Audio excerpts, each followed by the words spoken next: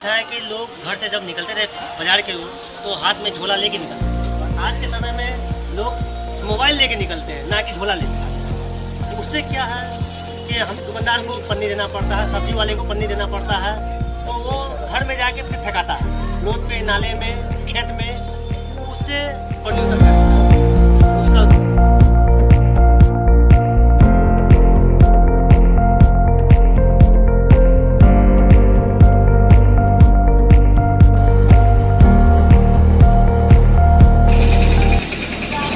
आज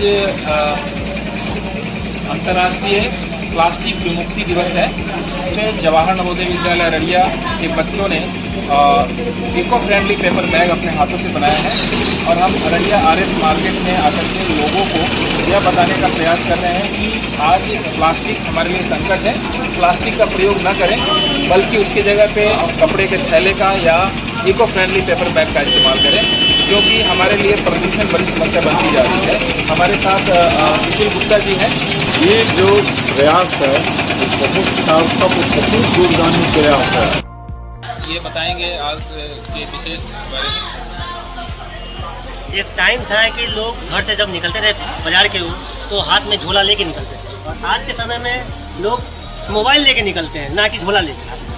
तो उससे क्या है कि हम दुकानदार को पन्नी देना पड़ता है, सब्जी वाले को पन्नी देना पड़ता है, तो वो घर में जाके फिर फेंकाता है रोड पे, नाले में, खेत में।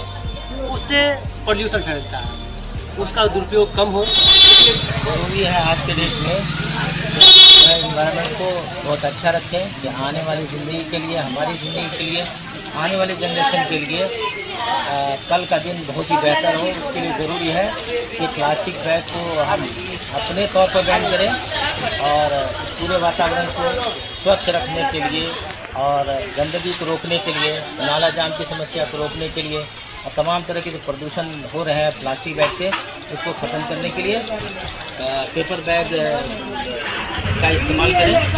ये विद्यालय अररिया का यह प्रयास है कि समाज को सुंदर बनाएं, स्वस्थ बनाएं और अपने परिवेश को तरोताज़ा रखें।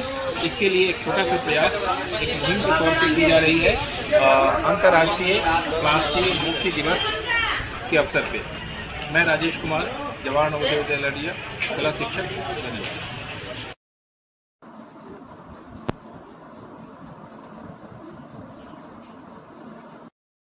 कला शिक्षा से बच्चों में ऐसी अंतर्चक्षु का विकास होता है जिससे सौंदर्य बोध के साथ साथ विभिन्न प्रकार के कलात्मक कौशल का विकास होता है। इस दिशा में कला शिक्षक श्री राजेश कुमार उनमें से प्रयास लगातार करते रहे हैं। कला शिक्षा को और भी कारगर बनाने के लिए अन्य प्रयास भी किए जाने होंगे। कला का समावेशन अन्य विषयों को भी और भी रुचिकर और आनंददायक बनाता है।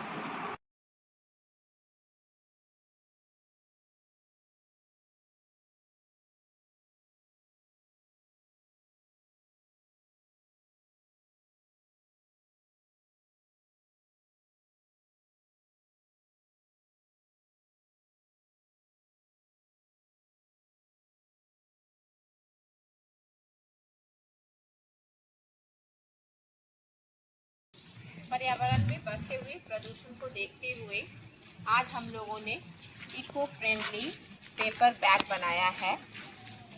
इसके इस्तेमाल से किसी भी तरह की गंदगी नहीं फैलेगी। हम लोग प्लास्टिक मुक्त भारत बनाना चाहते हैं। प्लास्टिक मुक्त भारत अभियान के अंतर्गत हम लोगों ने इको फ्रेंडली पेपर बैग बच्चों से, जो पुराने रद्दी अखबार थे उससे और पुराने तरीके से आटे से के माध्यम से लई बनाया गया था, जिसे बहुत कम लोग जानते हैं। लई अब गोंद और फेविकोल का रूप ले लिया है। तो इस तरह से हम लोग बिल्कुल देसी पद्धति में और पुराने अखबारों से उसको फिर से यूज़फुल बनाया है और ये ऐसा पेपर बैग इको फ्रेंडली बना है जो इसके इस्तेमाल से हम लोग प्लास्टिक मुक्त भारत का निर्माण कर सकते हैं, जो आज की ज़रूरत है पर्यावरण के लिए, हमारे समाज के लिए, हमारे भावी पीढ़ी के लिए। तो यह प्रयास हम सभी जवाहर नवोदय विद्यालय अररिया के शिक्षकों ने और बच्चों ने, छात्र छात्राओं ने मिलकर के किया है। निश्चित रूप से यह एक संदेश भी होगा आने वाली पीढ़ी के लिए कि हम कैसे भारत को प्लास्टिक मुक्त कर सकते हैं। धन्यवाद।